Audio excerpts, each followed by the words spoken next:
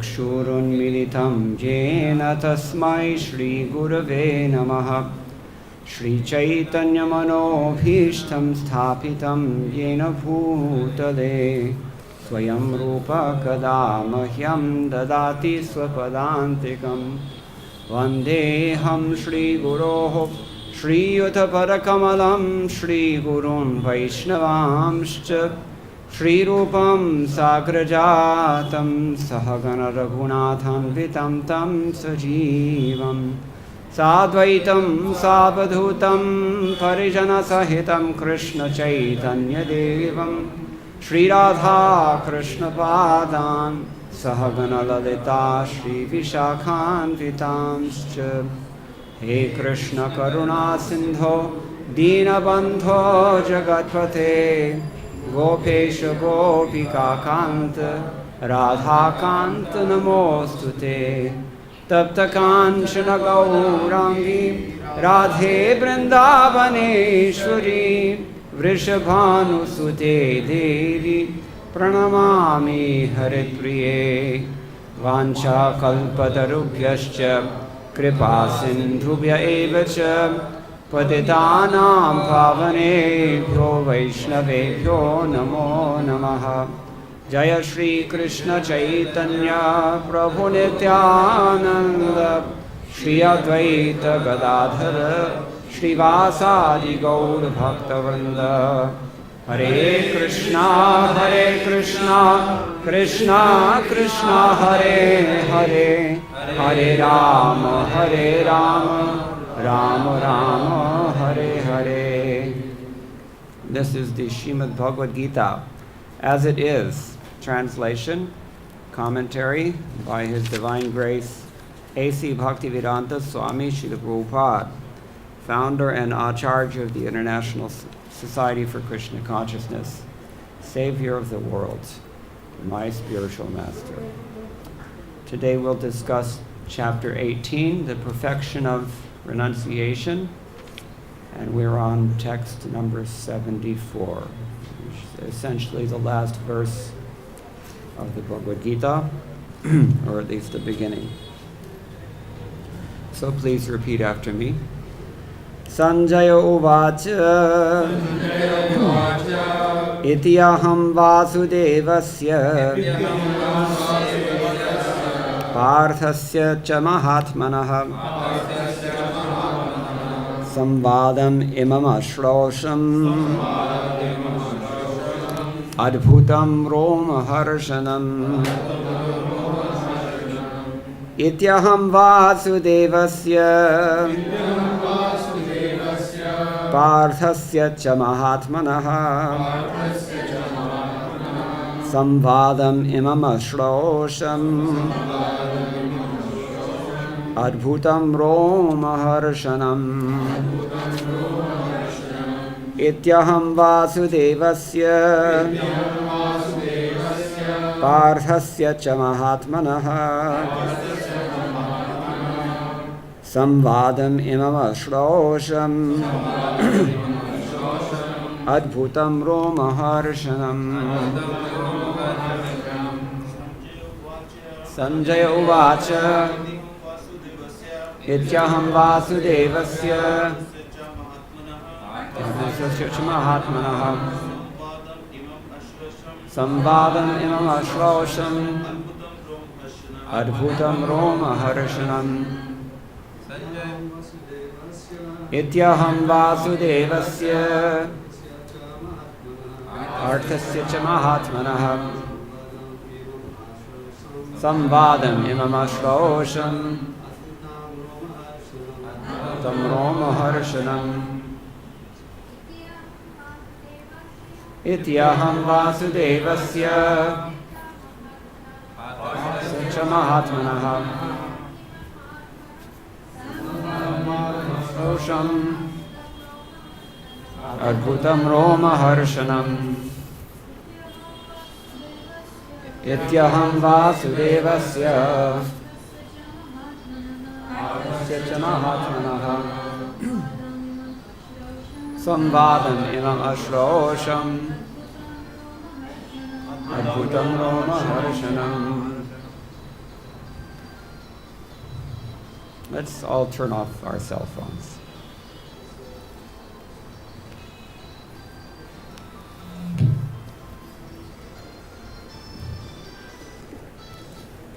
Thank you.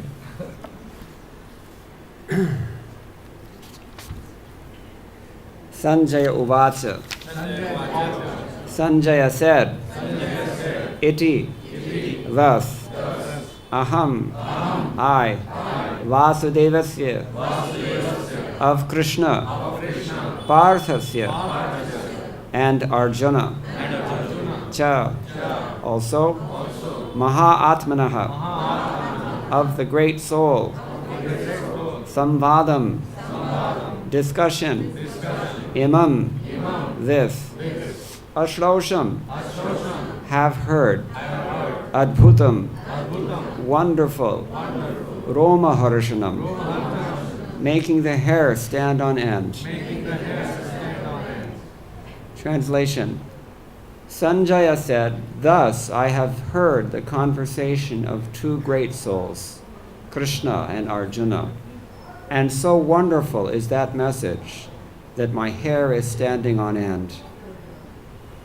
Please repeat. Sanjaya said, thus have I heard the conversation of two great souls, Krishna and Arjuna. And so wonderful is that message that my hair is standing on end.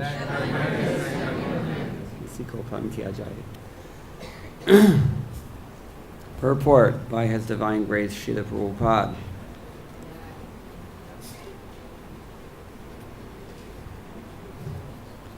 In the beginning of Bhagavad-gita, Dhritarashtra inquired from his secretary Sanjay, what happened on the battlefield of Kurukshetra? The entire study was related to the heart of Sanjaya by the grace of his spiritual master, Vyas. He thus explains the theme of the battlefield. The conversation was wonderful because such an important conversation between two great souls had never taken place before and would not take place again. It was wonderful because the Supreme Personality of Godhead was speaking about himself and his energies to the living entity, Arjuna, a great devotee of the Lord. If we follow in the footsteps of Arjuna to understand Krishna, then our life will be happy and successful. Sanjay realized this, and as he began to understand it, he related the conversation to Dhritarashtra. Now it is concluded that wherever there is Krishna and Arjuna, there is victory. Shri Guru Paramananda Premananda Phala Pradavrajananda Pradananda Sevayam Mam Niyojya Vande Shri Guru Devam Tam Karuna Gununalayam Yat Kripa Lavaleshena Pamaropya Marayate. First of all, let me offer my respectful obeisances unto such an august assembly. I'm very sorry that I have to speak in front of so many senior and respectable God brothers. Please give me your blessings that I can say something appropriate and satisfying to your hearts. There are not many comments on this verse. Srila Prabhupada has not said so much in one paragraph, and no one before him, as far as I can tell, has said even as much as Srila Prabhupada has said. It's an interesting fact about the commentaries on Vedic literature in general, that the later you get in time, the longer the commentaries get. What does that suggest?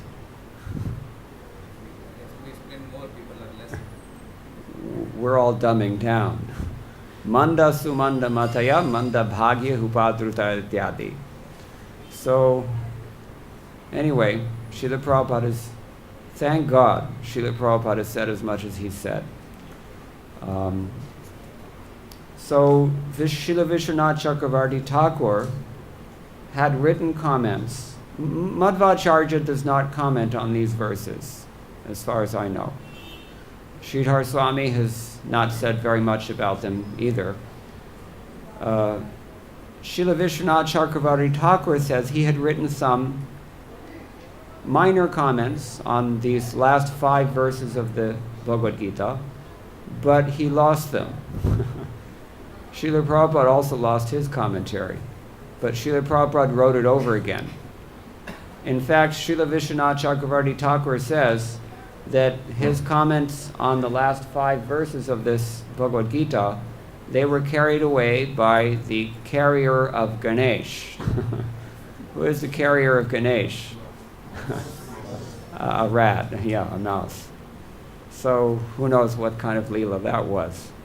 But that's what he says. So, and he said he didn't bother to rewrite them because they were inconsequential, in his opinion. Baladev Vidyabhushan also, on this verse, he just glosses the word adbhuta. So I'm going to dilate on that word. It's something that Prabhupada has also paraphrased in his own commentary. Baladev Vidyabhushan glosses the word adbhutam as vismayakaram, something that causes you to be astonished. What does adbhuta mean? It means wonderful, it means amazing, it means something that's perplexing even, something that you just, it's something very, very extraordinary.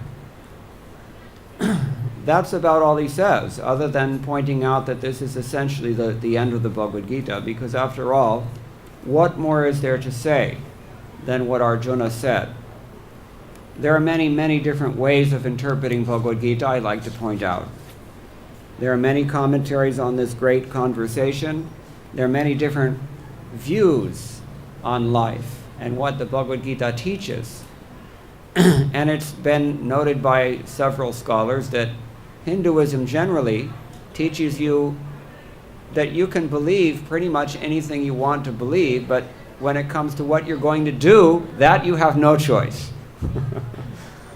So here in Bhagavad Gita also, although there are many ways to interpret this book,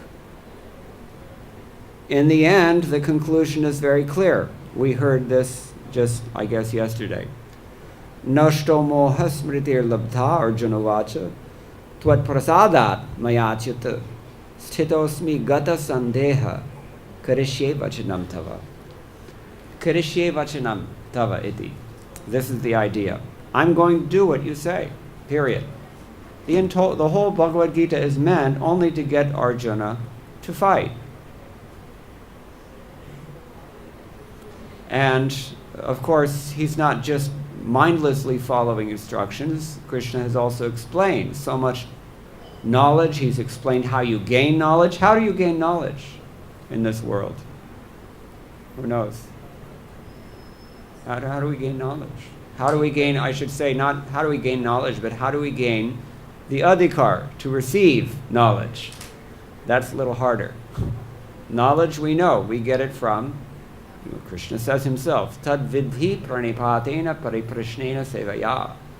Upadakshanti tad jnanam jnaninas tattvadarshana. We have to go to the person who's actually realized something. The person who has knowledge can share his knowledge with us.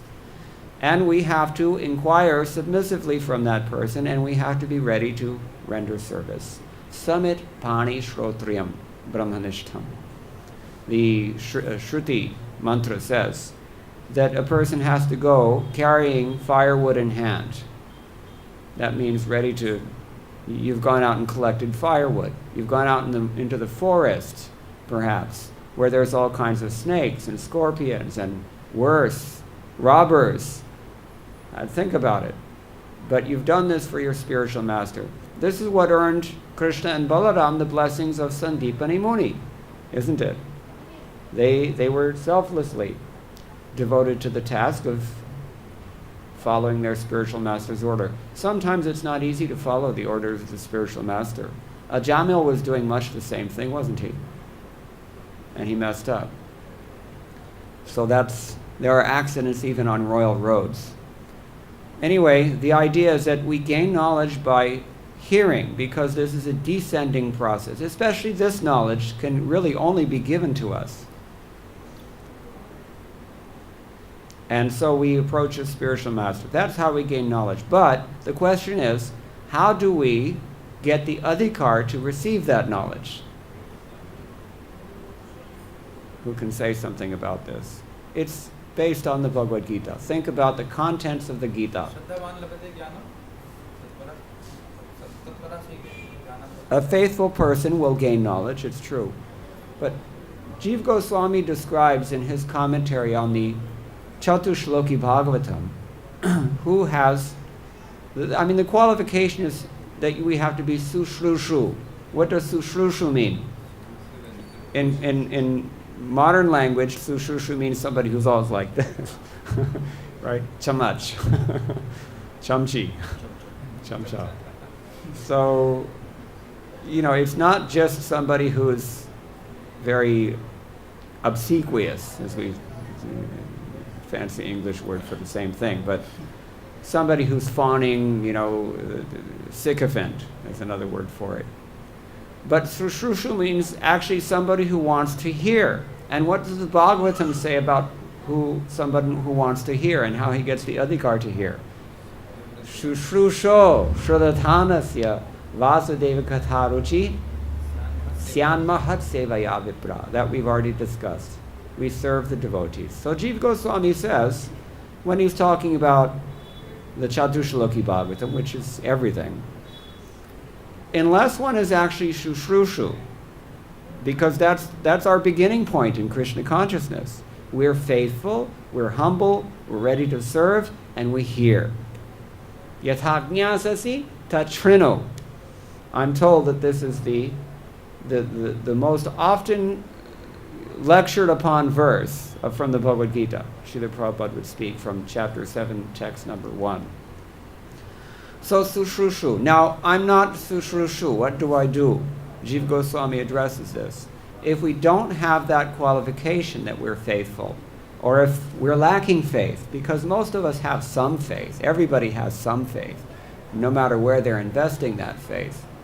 Everybody has some faith.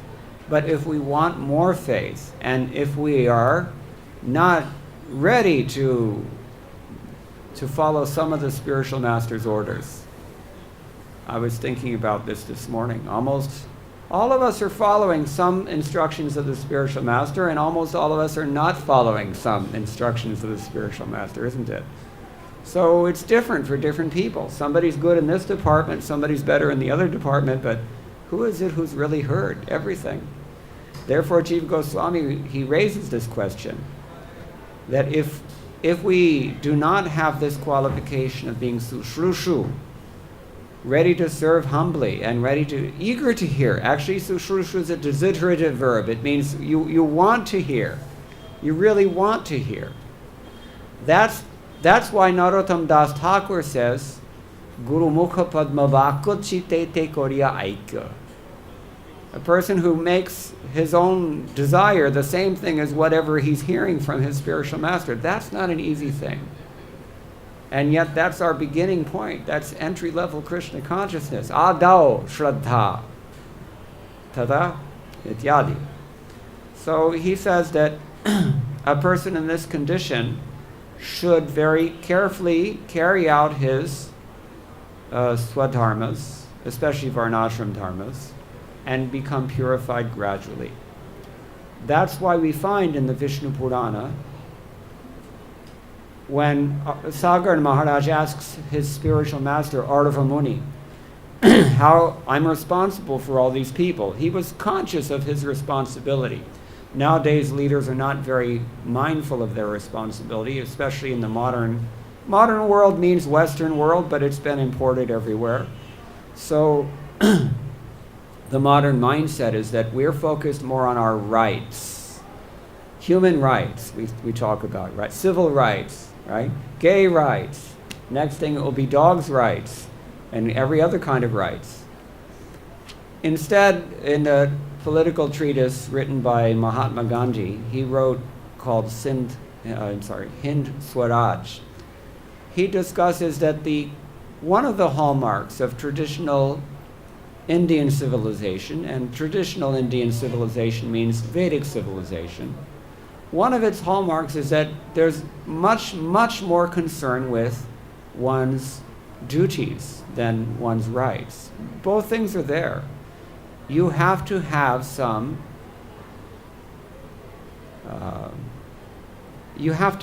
facility to carry out your duty. That's why even in the mundane shastras we find dharma, artha, and kama are important. Prabhupada said these things are like salt. If you eat without any salt, it's very difficult, isn't it? You'll not have much enthusiasm. You probably won't eat very well. So a conditioned soul requires these things, and therefore Vyasadeva spent most of his attention, in fact, until the very end. When he was not satisfied, he asked his own spiritual master, what do I do about this? And he said, well, you've got to really bring it all together. Connect all the dots, as we say, and tell people what the ultimate goal here is. What is the supreme Savai Pungsam Paro Dharma. So, without getting ahead of ourselves, Sagar Maharaj asks Ardava Muni, I'm responsible for all these citizens. I want to know, how do I bring ordinary people, not great sages, not sinful rascals, but ordinary people, presumably like most of us, how do I bring them to Krishna consciousness? This was his question. Is this a question, or a concern rather, that's shared by the majority of the members of this society? International Society for Krishna Consciousness? Are we concerned about bringing people into Krishna consciousness? Yes, we are. So he gave a long answer that encompasses a few chapters, famous passage of the Vishnu Purana. But the gist of his answer is very often quoted by Srila Prabhupada when he says, Varnashrama charavata purushena parapuman. That the way to perform Varnashram dharma, that is the Nanyata Tojakarana, Vishnuradadhyate Pungsam. That is the way that Vishnu is worshipped. And in fact, there's really no other access, even to bhakti. This is the confirmation of what Krishna has told Arjuna already long ago in chapter 7, text 28. He's hinting to all of us, who are the people who can actually maintain their Krishna consciousness forever? Who are they? I can speak from personal experience on this. I was initiated in 1977, early 1977. I had joined maybe a year or so before that. But very, very few of the people who were surrounding me then are still here now. And this confirms the statistics that Krishna gives in Bhagavad-gita. What are they? No. The statistics. I'm looking for stats. Okay, that's a good one. But there's more explicit than that. Manushyanam sahasreshu ityadi. 1 out of 1,000 people is even interested, really interested. And out of those really serious practitioners, Krishna says, hardly one understands me. So it's 1 in a million. These are the statistics. So Krishna is therefore giving us a hint in chapter 7, what you can do about this. If you want to increase your odds, if you will, then you have to become punyatma, or dharmatma. And the best way to do that is, of course, bhakti yoga, believe it or not. Shuddhyanti tasmai prabhavishnave namaha. We don't take varnashram dharma separately from bhakti. But when it is the order of the spiritual master, then it is absolutely intrinsic and essential for that bhakti. We cannot hide behind the bhakti in order to evade this order. That's something to think about. Anyway, so Jiva Goswami says, especially by doing this, by being pious, and Krishna describes in chapter 7, text 28, what happens. Punya karmanam, when you are engaged in punya karma, you're not doing any karma that is not enjoined in the Shastra, or anything that is antithetical to what is enjoined in the Shastra, or anything that neglects the Shastra. You're not willing to do those things anymore. Then you become purified. And what is the symptom of the purification? Te dvandva moha nirmukta. They become freed from the dvandva moha. Dvandva moha is the natural byproduct of a sinful life.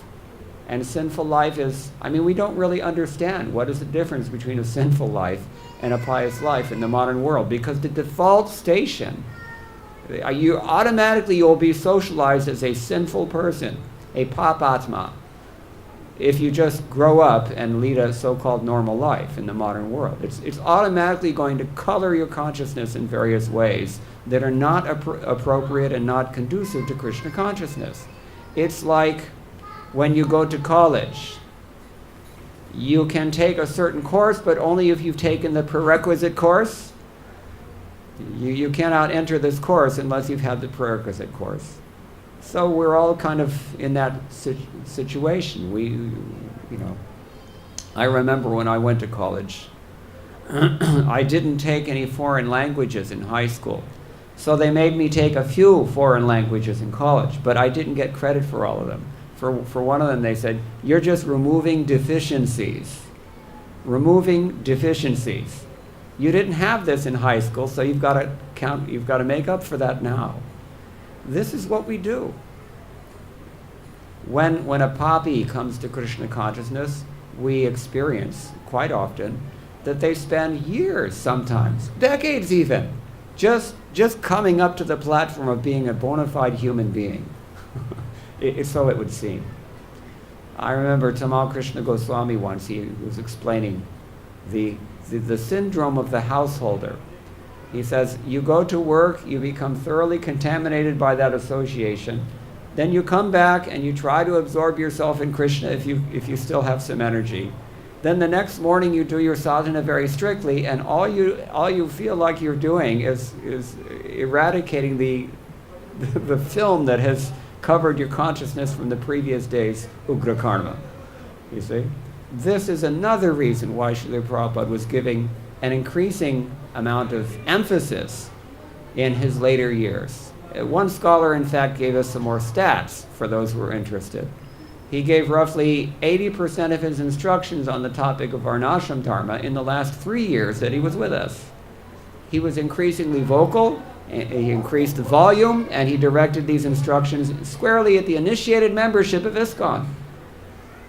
Sureshwar and Hare Krishna Dasi, my godbrother and another devotee, put together a volume of quotes on the topic of Varnashram from Srila Prabhupada. And they entered that project with the assumption that this is something that Prabhupada intended for us to help other people come into Krishna consciousness, as we've already explained, on the basis of Vishnu Purana and Maharaj Sagar's concern. But what they discovered as they were studying these quotes and compiling them carefully and putting them into different classifications is that most of these instructions were aimed at ISKCON. On February 14th, 1977 in Mayapur, Srila Prabhupada had a very notable conversation with, I think, who was there?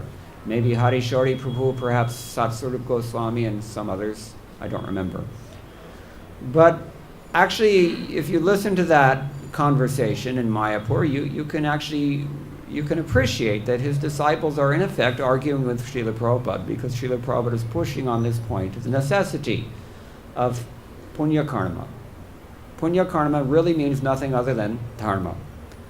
And they were coming from a perspective that, like Madhavendra Puri, that I don't have to take my morning bath anymore, and please excuse me, and it's enough for me to chant Hare Krishna. And Prabhupada interrupted and said, no. Why are they falling down? Even the householders were not able to remain faithful to their spouses. What to speak of sannyasis or brahmacharis? And so many other things. Even now this continues. That's why the GBC funding is going largely to projects like child protection in ISKCON. But this is the idea. When we are sinful, it takes some time.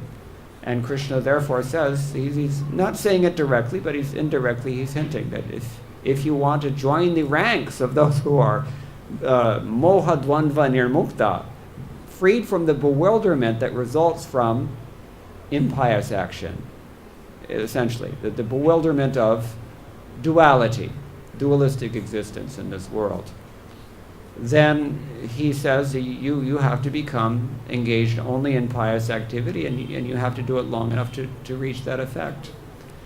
Now, it's true that Bhakti Yoga does this, so why did Srila Prabhupada give these instructions? That's something we can perhaps argue about for a long time. But I don't want to get too far off topic here. I've already done that, in fact.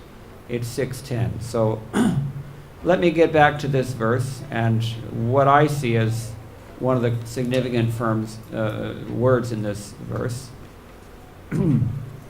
Adbhuta. Adbhuta means what? Who remembers? Wonderful. Wonderful. And I gave a few synonyms. Magnificent, something extraordinary, something amazing. We find earlier in the Bhagavad-gita, Krishna's also talked about Krishna consciousness with similar terms, right? Ascharyavat. People see it as amazing, they hear about it as amazing, they consider it amazing. And some people never get it at all. That's also amazing, isn't it? Anyway, so Srila Prabhupada has given us very, very sterling comments here in his purport. Just 2 sentences, but very, very deep. He says, on this point, the conversation was wonderful because such an important conversation between 2 great souls had never taken place. So there's actually 4 or 5 reasons embedded in these simple sentences. The first one, this is an important conversation. It's amazing for that reason. It's very, very important, this knowledge. Secondly, this conversation was between not just 2 ordinary people. One is the Supreme Personality of Godhead, the other one is his pure devotee. We like to point out the mother-in-law teaches the daughter-in-law by teaching the daughter. So similarly, this is what Krishna does. When he's teaching his devotees, he's actually teaching the rest of us. Arjuna doesn't need to learn these things. That's why he was placed into this so-called bewilderment on the battlefield of Kurukshetra. So the conversation is important. It's between 2 most important personalities. You can say Nara and Narayana, in a sense. And it had never taken place before. This Bhagavad-gita had never, something like it had never happened before and would not take place again. It was wonderful that those are 4 reasons. And it was wonderful because the Supreme Personality of Godhead was speaking about himself. As we say in English, from the horse's mouth. I can say this in comparison to Krishna because Krishna incarnated as a horse once. Or at least horse head. Hayagriva. Hayagriva. Griva means neck, actually. Anyway, just like Dashagriva. Last night, those who were fortunate, we saw Ravana being shot and burnt. I should be so fortunate that all of my archers could be destroyed as quickly as his were last night. We had this Ram Vijayotsava on the Maidan of the Gurukula campus. And he just, within maybe 1 minute, right? He was pop and boom and gone. So that was a great inspiration. It can happen if we want it to, if we pray, if we get mercy, especially that mercy comes through the devotees. Anyway, it would not take place again. It was wonderful because the Lord was speaking about himself. So that's the most authoritative thing. If Krishna is talking about himself, you really cannot argue with it. And finally, Prabhupada says, he was discussing his energies as well. Because you cannot have Krishna without having his energy. And Krishna's supreme energy is whom? Huh? Say it louder.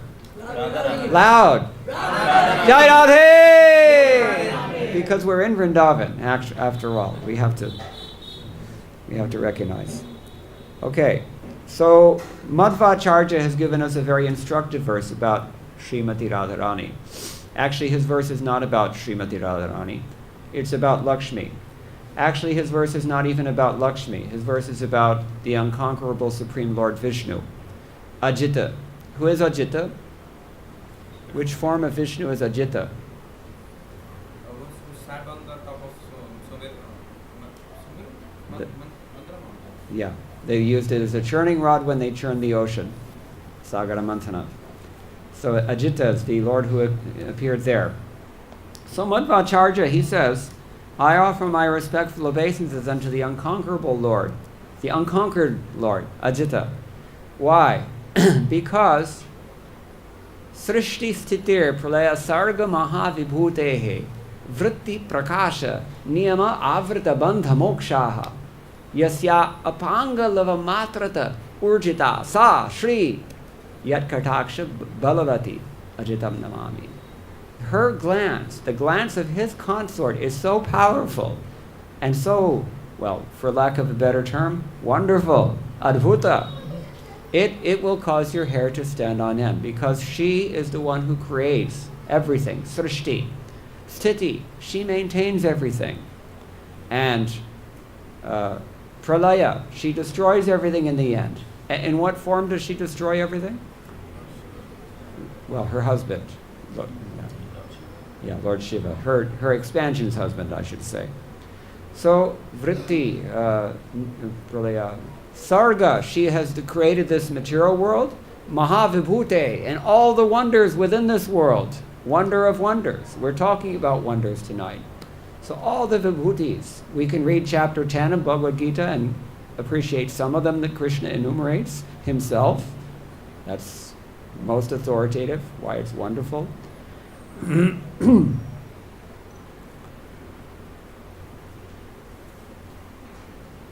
Srishti Sthiti Pralaya Sarga Mahavibhute Vritti. She has given all of us our engagements. Our engagement in devotional service is coming from her. Our engagement or occupational work in the material world is also coming from her. The source of your paycheck, Prabhupada said, is not the source of your maintenance. So that's called vritti. And she's behind it. Lakshmi. Lakshmi is the partial expansion of Srimati Radharani. Prakasha, all of your illumination, your enlightenment is coming from Lakshmi Devi. Niyama, all of your discipline and the rules that you can follow, or the rules that you know about even to follow, it's coming from her. Avrita, when you're covered over, it's also coming from her. Avrita Bandha, therefore you're bound. There's nothing you can do. God has 10 hands, right? Prabhupada says. What can you do with only 2 hands? If you're meant to be bound, there's not much you can do. Likitam avilalate, pronchitam kaha samartha. Who is able to erase whatever fate is written on your forehead? Even the sun, who illumines all the worlds, he has to be swallowed by Rahu sometimes. Even the moon, shining amongst the firmament of stars at night, the foremost of all the stars, has to be swallowed up by Rahu sometimes. So bandha, moksha, and your liberation is also affected by her. Yasya, apanga, lavamatrata urjita. The powerful glance of this goddess of fortune, momentary and sidelong glance, not even a direct glance. Yasya apanga lavamatrata urjita, sa. That Lakshmi, sa, it's feminine. Shri, yat kataksha balavati ajitam namami. So, urja. Now we're approaching Kartik month. It's called Urja Vrata because who is Urjeshwari? The queen of the Urja. Urja means the power, and she's the queen, Srimati Radharani. In his commentary on Krishna Karnamritam, the first verse of the Krishna Karnamritam of Srila Lilashuk, Bilva Mangal Thakur, Srila Krishnadas Kaviraj Goswami describes that when we say Jaya Shri, who is Jaya Shri? What does Jaya Shri refer to? Srimati Radharani. Why is she called Jaya Shri? Because she conquers Lakshmi. Lakshmi is this powerful, as Madhvacharya rightly appreciates. She has so much power. But she's vanquished by her essence, which is Srimati Radharani. Lakshmi is just a partial expansion of Srimati Radharani. Durga is just a partial expansion of Lakshmi. Anybody else, ladies especially, you have power. But it's coming from whom? Vrindavaneshwari, Vrajeshwari, Urjeshwari, Srimati Radharani, Jayashri. Therefore, when they say Jai Shri Krishna, it actually is the same thing. Hare Krishna. No difference. So, this is what he says. Therefore, we're more devotees of Srimati Radharani than we're worshipping anyone else. We're not so much concerned about Lord Narayan or even his wife or even Lord Krishna as much as we're following Srimati Radharani or trying to follow Srimati Radharani. And how do we follow Srimati Radharani? We follow the ones who are following her. We follow all the servants, all the way down, until we get to our own spiritual master.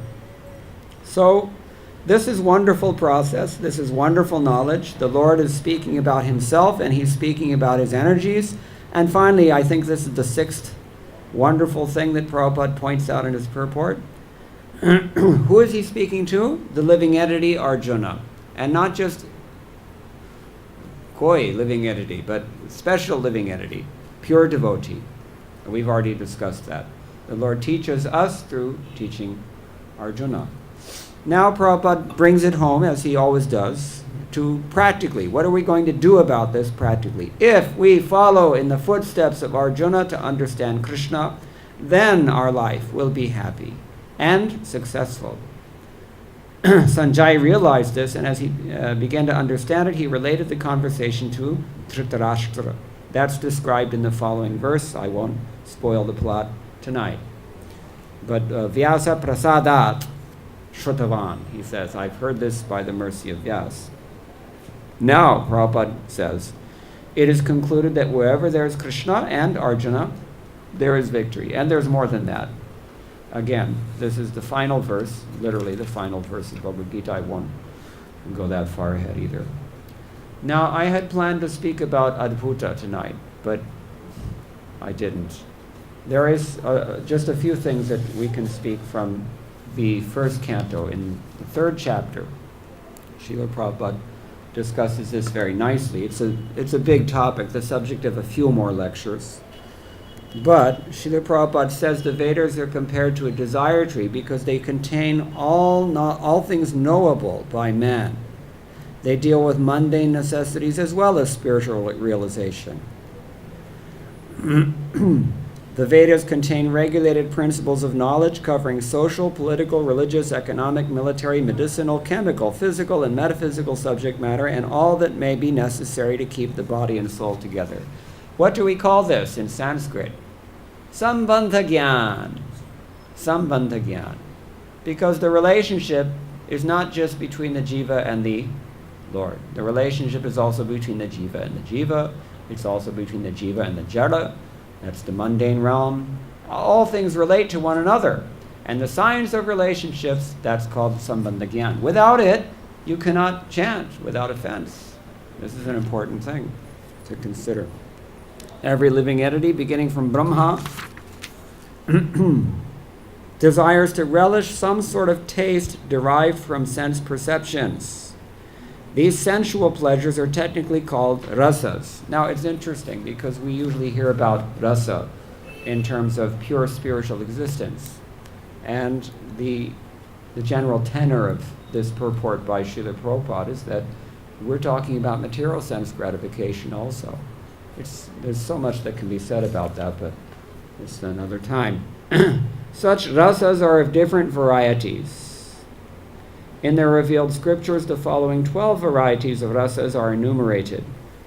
Raudra, anger; Adbhuta, wonder; Shringara, conjugal love; Hasya, comedy; Vira, chivalry; Daya, mercy; Dasya, servitorship; Sakhya, fraternity; Bhayanaka, horror; Bibhatsa, shock; Shanta, neutrality; and Vatsalya, parenthood. Now, I'm not sure exactly where Srila Prabhupada is culling this list. I haven't reviewed the commentaries on this verse. But different authorities have given different lists. Bharat Muni lists 9 rasas, as you know. Rupa Goswami lists 12 rasas, different from the 12 listed here. like that. So this is an academic thing. But it's interesting because adbhuta, wonder, the key word in tonight's verse, is included in this list. And that is because some say that actually the essence of any rasa is wonder, fascination, wonder, astonishment, amazement. This is the essence of any experience that we become attached to. When you become engrossed in a movie, Rupa Goswami says, of course in those days they didn't have movies, they had drama, but it's the same thing. You forget about your life. You become so identified temporarily with the characters in the movie. People cry at movies. They come out and they're kind of disoriented because they've been in this alternate world for some time. It is a kind of transcendence, even within material nature, but it transcends your ordinary, banal, mundane existence. That is called rasasvadanam. And the essence of that rasasvadanam, or rasa experience, is adbhuta, wonder. So this is why it's so significant, in my opinion, for what it's worth, that this word is used here. Vismayakaram, as Baladevi Bhushan said. It causes one to wonder. This conversation of Bhagavad-gita. We don't know if we have time, but I think we do have time. I'm just going to read very quickly the Gita Mahatmyam that is given by Srila Prabhupada at the end of his introduction, because it tells us some of the glories and some of the wonderful qualities of the Bhagavad-gita. If one reads Bhagavad-gita very sincerely with all seriousness, then by the grace of the Lord, the reactions of his past misdeeds will not act upon him. One may cleanse himself daily by taking a bath in water, but if one takes a bath even once in the sacred Ganges water of Bhagavad-gita, for him the dirt of material life is altogether vanquished. Because Bhagavad-gita is spoken by the Supreme Personality of Godhead, one need not read any other Vedic literature. One need only attentively and regularly hear and read Bhagavad-gita. One who drinks the water of the Ganges attains salvation, so what to speak of one who drinks the nectar of Bhagavad-gita? Bhagavad-gita is the essential nectar of the Mahabharata, and it is spoken by Lord Krishna himself, the original Vishnu. Gita Upanishad, Bhagavad-gita, is the essence of all the Upanishads, and it's just like a cow. Lord Krishna, who's famous as cowherd boy, Gopala, is milking this cow. Arjuna is just like a calf, and learned scholars and pure devotees are to drink the nectarean milk of Bhagavad-gita. Let there be one scripture only, one common scripture for the whole world, Bhagavad-gita. Let there be one deity for the whole world, Sri Krishna. One mantra, one prayer, the chanting of his holy name, Hare Krishna, Krishna Krishna, Hare Hare, Hare Rama, Rama Rama, Hare Hare. And let there be one work only, the service of the Supreme Personality of Godhead. There's more that we can say about this. So many references are there to glorify the Bhagavad-gita and why it's such a wonderful book. But these are therefore, by the time we get to the end of this Bhagavad-gita, Sanjaya says his hair is standing on end. I remember the first time I read the Bhagavad-gita, I could not put the book down. And I was reading it continuously. And when I came to the end and saw that Sanjaya was saying this, I was thinking, wow, I'm actually experiencing something a little bit like that also. It was so enlivening to hear this transcendental knowledge. Because there's nothing so pure and sublime, so pure and sublime in this world as transcendental knowledge. And ultimately that culminates in pure devotional service, which is just full of wonders. Devotional service is full of endless wonder. So anyway, these are a few things we can say about this verse. Now I'll stop. If anybody has any questions or comments, we can try to say something further. Maharaj, you want to add something, please? Or do we have a microphone extra?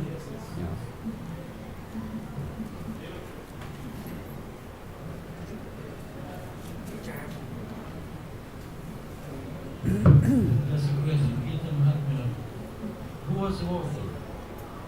There's a few of them. This one, I think it's from Padma Purana. I don't remember offhand. Maybe somebody else knows. Yeah. I got some idea that Shankaracharya, did he write something like that? Shankaracharya wrote a different thing. I think it's entitled Gita Dhyana, but you have to understand that many of the things that are ascribed to Shankaracharya, he may not have even wrote.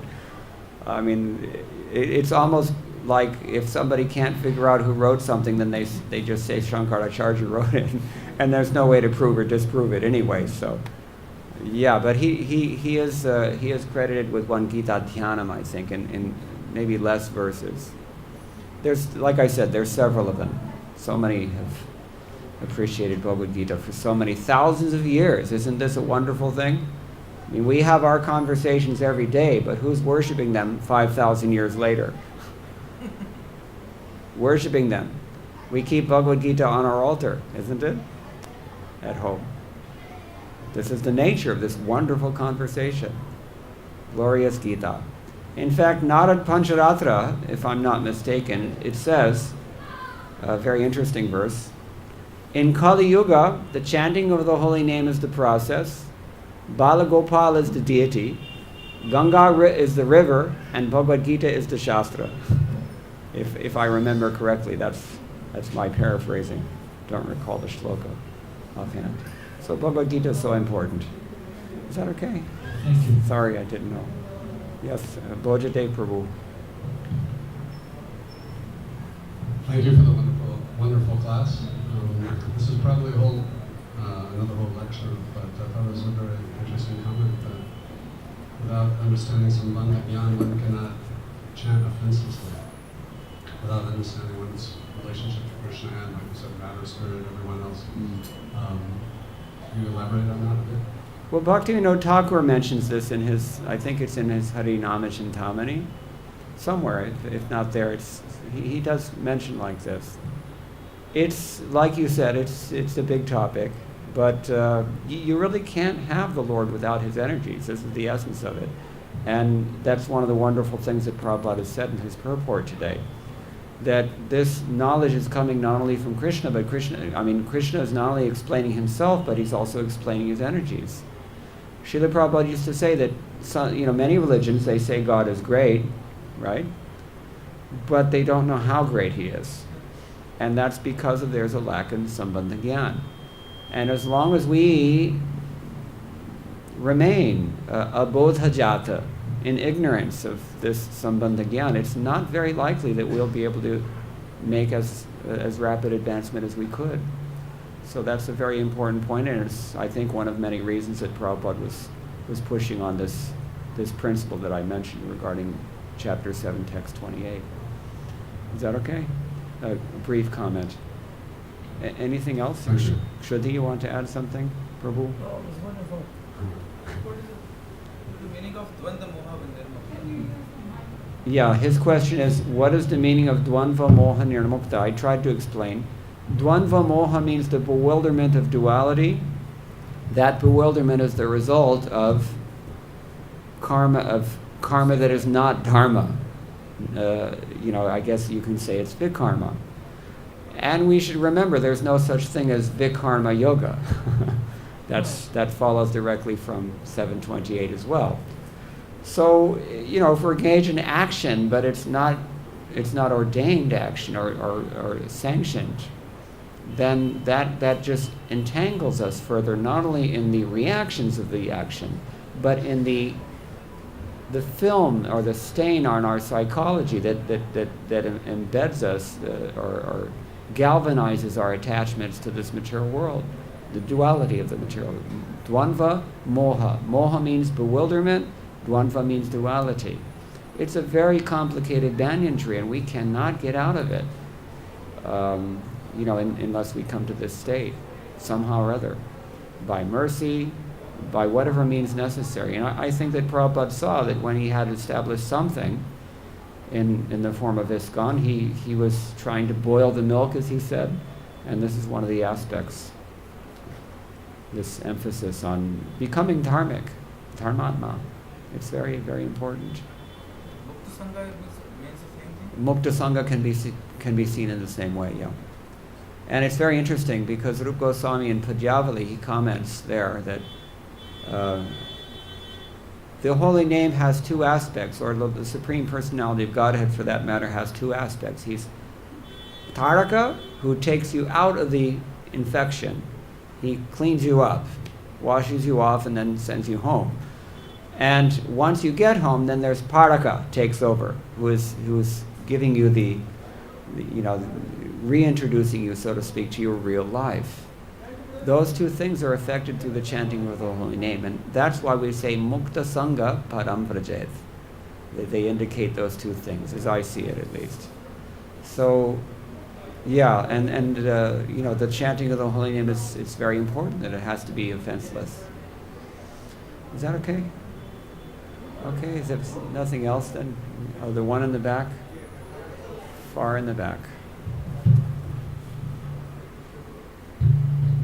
Please, in the 6 stanzas, Shistastaka, Chaitanya Mahaprabhu is praying that when the hair of my body is down the lane, there is a station of your holy name. And here we see Sanjaya simply by hearing the conversation between Krishna and Arjuna. His head is in ecstasy. So what do we learn from this? I'm not sure I understand your question. Can you hear me? No. Radhe Radhe.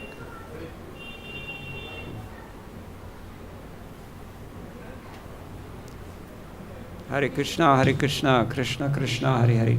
I'm not sure I follow your question. You're relating today's verse with the 6th verse of the Shikshashtakam, in which Chaitanya Mahaprabhu says that I did. He's saying that when the hair of my body is down the lane, Yeah. it's a station. Yeah. So here Sanjaya is in ecstasy simply by hearing the conversation between Krishna and you. His head is down in the lane.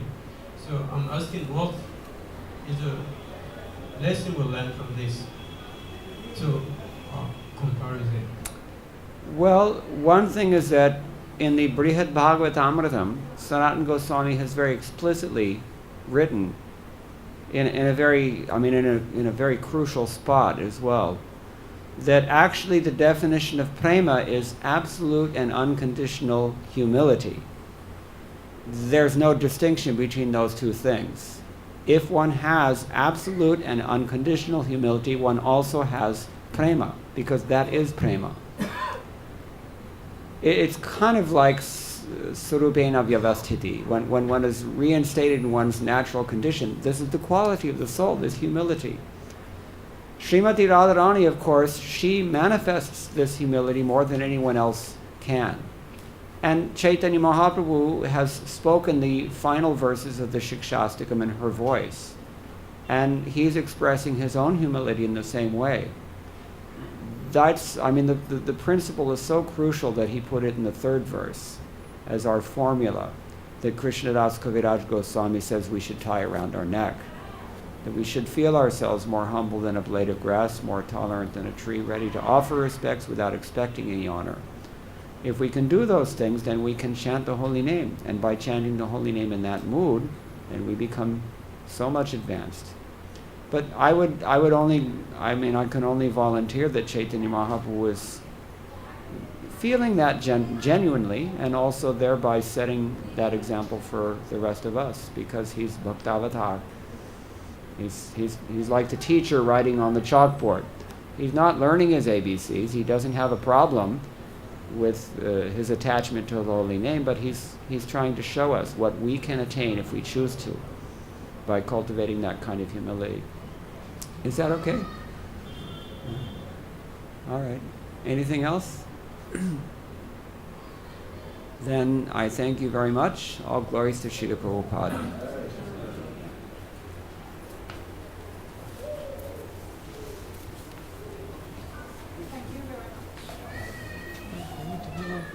Punya karma. They say that it is for Punya karma.